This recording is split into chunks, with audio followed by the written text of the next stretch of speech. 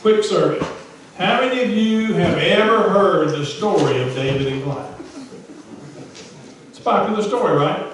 We like it. It's one of those stories that we like to hear. It's one of those stories that we can relate to, right? We all have battles that we fight. It's probably one of the most popular stories in the Bible.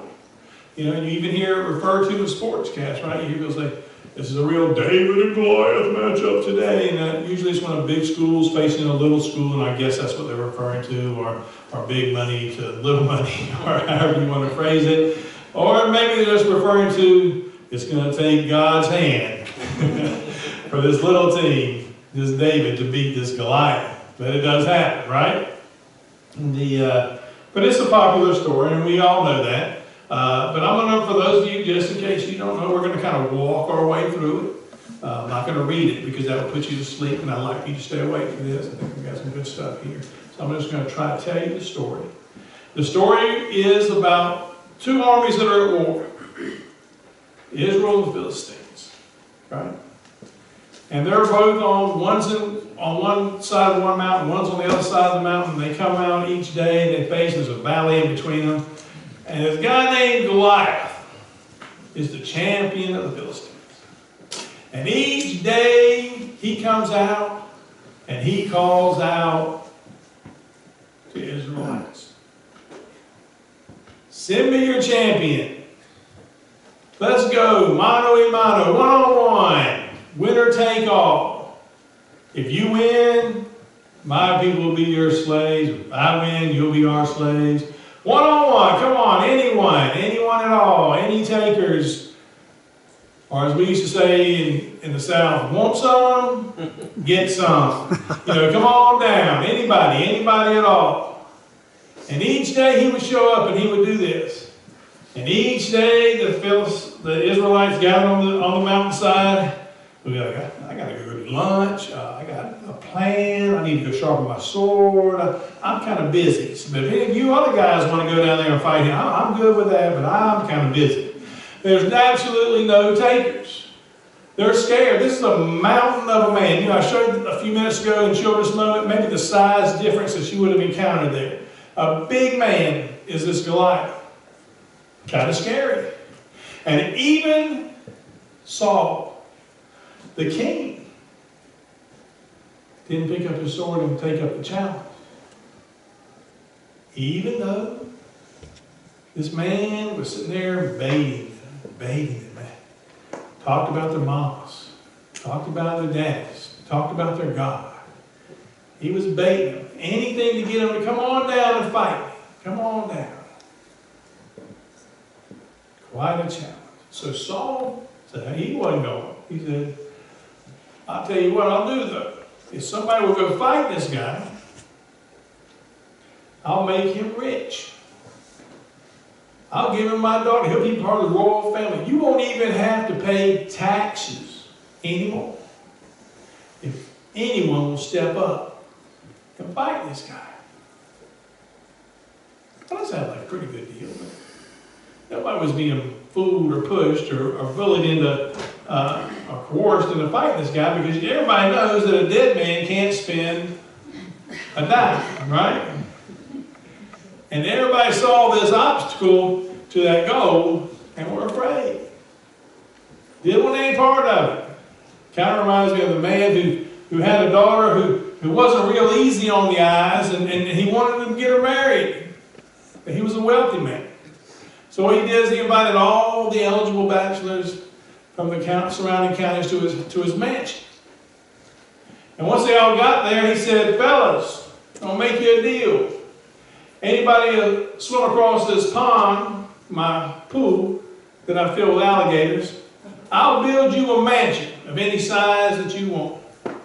I'll give you an oil well that produces $1 million worth of revenue every year. And you could have my daughter's hand in marriage. Now, everybody was pumped up when he started talking about the mansion and the dollars. They got to his wife, he kind of got quiet. His daughter kind of got quiet. They weren't real hepped up on that. It was that awful quiet, right? And it went on for about 5 minutes, then 10. Then around the 14-minute mark, there was a splash. And you looked at one end of the pool, and some young man had jumped in, and he was swimming as hard as he could, and he got out the other end. The man said, congratulations. He said, what size mansion do you want? He goes, I don't want no mansion. He said, well, then the oil well. He said, no, I don't want the oil well either. He said, or your daughter. He said, what I want to know is who pushed me in that pool. Now, nobody was going to push anybody out there to fight Goliath. It just wasn't going to happen. So day in, day out, this thing continued. He'd come, he'd call Israelites out. Nobody would go. Nobody would answer. Until one day, David. Now, let's say, David was what? A warrior, right? Was he a soldier? No, he was what? He was a shepherd. He was a country boy. But them country boys are wiry now, you gotta know that. So he was just a good old country boy. Right? He goes to see his brothers. And while he's there, he hears this Goliath, this Philistine, calling out the armies of Israel. And nobody responded. Let me ask you, you ever had a giant in your life call you out? I don't mean like a giant like Jim. I mean like a giant. We all have giants, right? Right? Don't you have giants that come up in your life? Sometimes we have these problems that are so big that we don't know what to do with them, right? Those are Goliaths. Those are giants. And they come in all shapes and sizes, Goliath. Sometimes they come in marital woes or financial woes. They always come, though. And they always seem to keep calling at us each and every day, don't they? You know, when you have those problems, if you have a problem and you don't take care of it, what happens? Does it just go away? Have you ever had a problem if you just ignored it, it went away? Have you ever had a bill you needed to pay and you couldn't pay it? It just went away. You know, I didn't pay it and they quit calling. They quit sending me bills. It just went away. No, problems don't just go away, do they? Somebody's got to face them, right? You've got to face them. You've got to take time to face them. Well, that's what David was going to do. He heard this problem. He saw that there was a problem that the Philistine was calling out Israel. Israel was ignoring it. He wasn't having none of it. He said, you know, what's the deal? What's going on? And they explained it to him. Of course, his brothers didn't want him there anyway. His brother's like, you know, what are you doing here? What are you getting in the middle of this? You need to go back to tending the sheep. This is war. This is man business. You don't need to be up in here. You don't need to be doing this. This is our business. But David's like, no, I'll fight him. I'll take him. Nobody stopped him. Did you see him? Notice that? Nobody said, oh, don't do that. Don't do that. You know, there was no, they were glad. You ever notice people are always glad to have somebody else fight the battle for them? You ever notice that? But David says, I'll do it. I'll do it. He had somewhat courage, right? He wasn't afraid. The Israelites were afraid. The Bible tells us, if you read the whole thing, it says every time he came out and he called them out, that they were scared, that they were afraid. Well, Goliath said, want some, get some. And David says, I'm your huckleberry. I'm the guy. I'll take care of it. I'll step up. I'll take that fight. Let's go. And word gets back to Saul. Now, Saul's the king and should have been fighting the fight. But he's glad to have somebody else go fight the fight. Even if it's just a young country boy, a teenager. He's all right, that's good. That works. He said, why don't you, he asked him, he said, aren't you afraid? He said, I'm not afraid. He said, I fought bears and lions when they came to get my sheep. And I killed them with my bare hand. He said, I'll kill him. God was with me then. God will be with me today when I fight? Sound a little confident? Like, this is when confidence is a good thing. He had a little confidence in himself. He knew he had experienced battles in life that he knew God to get him through. You ever experienced a battle in life that God got you through? That you knew it was God? I can tell you, I could sit there and give you a whole list of battles that God got me through. That I have no doubt it was God's battle. He won the battle. He gets the glory. It was all Him. It wasn't me. I know there was no way I could win. Nothing I could do. It was God's battle. I hope you've had some battles like that. Because through those battles, what it does is it strengthens you. Sometimes they're little, and sometimes they're big. But in order for that to happen, you know what you got to have? Trust. You got to be able to trust God. And I don't mean kind of like hand it to Him and say, well, you know, God, if you can fit this into your schedule, here it is. And you know, but I'm going to hold on to this little piece of it just in case you drop it, God, because, you know, I can still do some stuff. You know, God says no. So I'll handle it. Just give it to me. But you got to have that faith to do that. You got to have that trust. You got to be able to let go and let God, right? You heard that old expression, let go and let God? Well, that's putting your trust in God. Saying, you know, wherever it comes out, it comes out. And I believe that it's going to come out on my side because you are my God. And I know you love me and I know you're working on my behalf. And it may not turn out the way I want it to turn out, but I know it will turn out the way that you want it to turn out. And I'm trusting in whatever that is. That's faith. That's trust. And the question is, do you have that kind of trust? Would you be able to step into that valley? You see, because to fight a battle, you have to be willing to step into the valley. And how many of us are willing to step into the valley?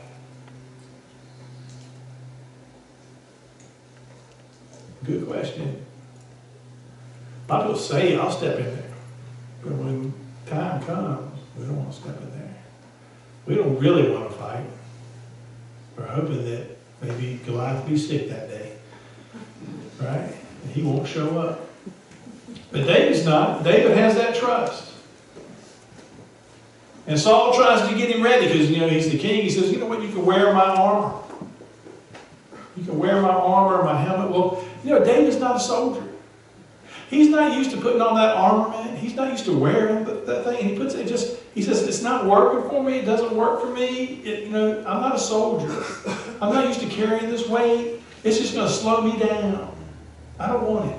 No. Take it. I don't need that protection. I don't need that armor. God's got this. But it doesn't mean he walks out there empty-handed, does it? Now he goes and he picks up those 5 stones for his slingshot. Now, the Bible doesn't tell us why he picks up those 5 stones. I've heard preachers say, well, Goliath had 4 brothers. Well, maybe, I don't know. I don't know why he picked up 5 stones. I can just tell you that right now. Because he only needed 1. Maybe he needed something to weight him down to balance it. I don't know. Could have been anything. Could have been anything. But he picks up 5 and he puts them in his thing, in his shepherd's bag, and he heads to battle. So he comes prepared. And you know, we go to fight battles. We need to be prepared too. You see, we need to do the things that we can do. We can't just say, okay, it's all you got, and I'm out. I'll be sitting over here in the corner. Just come get me.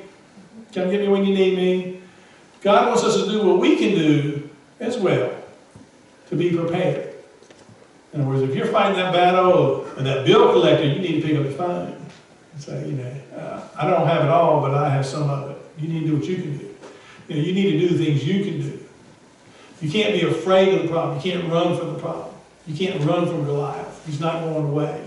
You need to have the courage and the confidence, and be prepared to step into the valley with that trust in God that God will take care of it for you. Right? And that's what David does. He fills that sack and he goes in there, and then we get to today's passage that I just read a few minutes ago.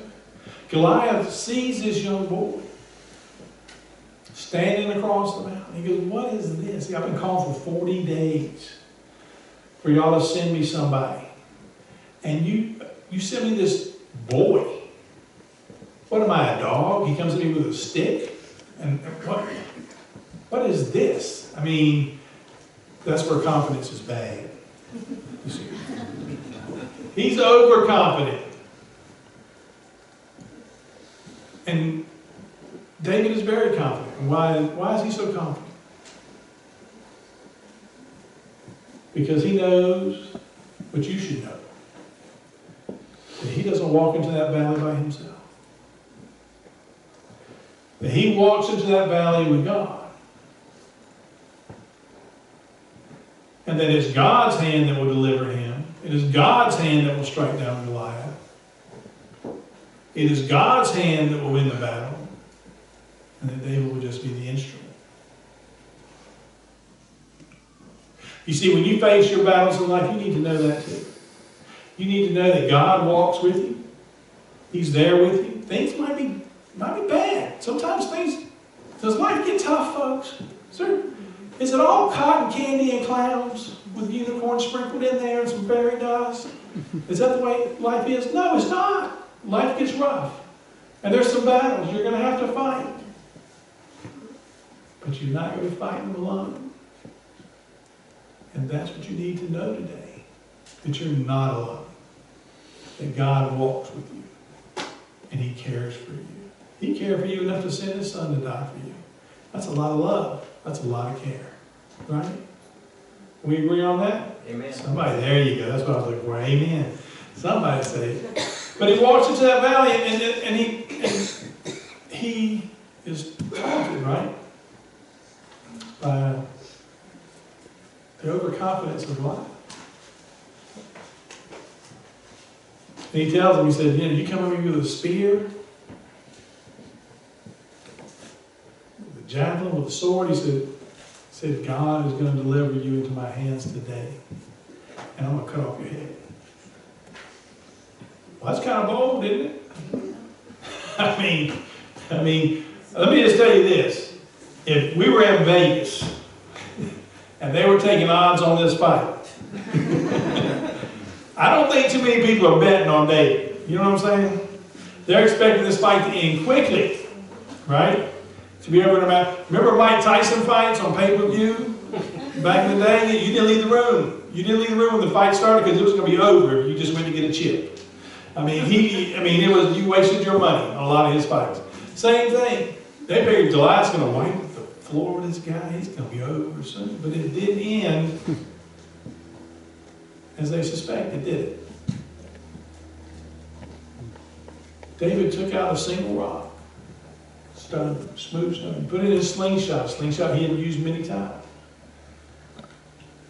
And he threw it. Struck him in the head where it was embedded in his head. And knocked him down. David hadn't brought a sword. Did you notice that? David hadn't brought a sword to cut off his head. I don't know if he was planning on tearing it off. So he walked over and he got Goliath's sword. And he cut his head off.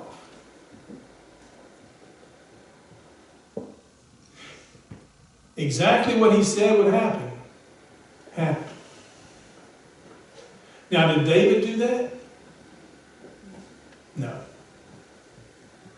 A lot of people argue, said, well, the stone killed him. I said, no, it wasn't the stone. The stone just stunned him. When he cut off the head, that's what killed him.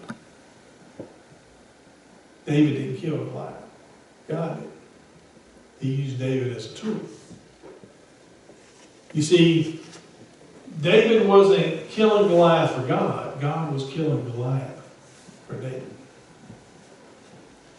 God was giving the victory to David, just as he'll give you the victory in the battles that you fight. You see, we're all going to fight battles. I don't know a single person that has never fought a battle. Some are small, some are big, some are secret, not to be known in public. Some are very public. But we all fight battles. But what I want you to know today, leaving here, is that you don't fight that battle alone. that God was with David, God is with you. And He will help you. And He will strengthen you. And He will provide for you what you need. But you need to put your trust in Him and the outcome. Knowing that whatever the outcome is, God said it. And it may not be what you like. It may not be look the brightest at that moment. But God's it. And He's working for you. And He's working on your behalf. Because why? Because He loves you. Right? Because the battle is never yours to start with. The battle is the Lord. Say it with me. The battle is the Lord. Say it like you mean it. The battle is the Lord's. And no matter what your battle is, and we all know what the battle is for each of us, the one thing you can count on is the battle is the Lord, and He will give you victory. And all God's people said, Amen. Thank you.